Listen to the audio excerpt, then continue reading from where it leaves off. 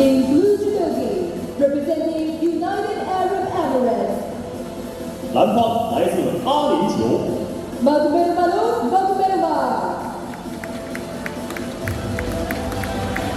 In white judogi, representing Tajikistan, 白方来自塔吉克斯坦， Latimon Timur.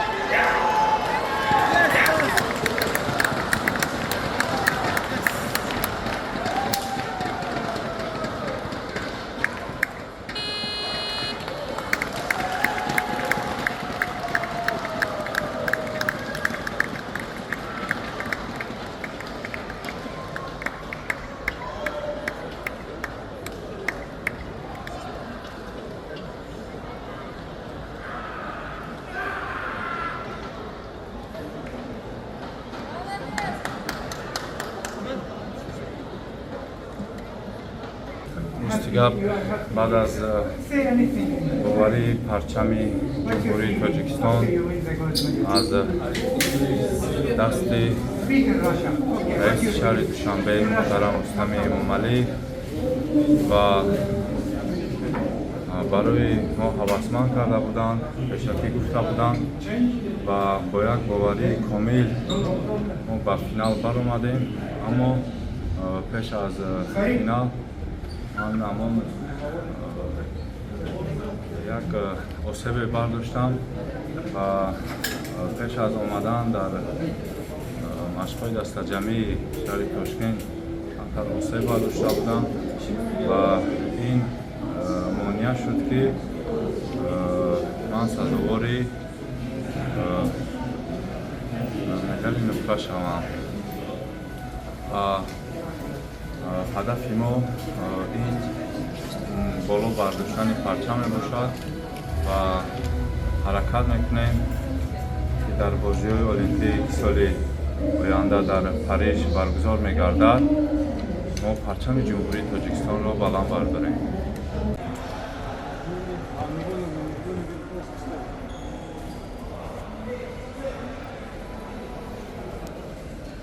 خوب چی دیو زیاده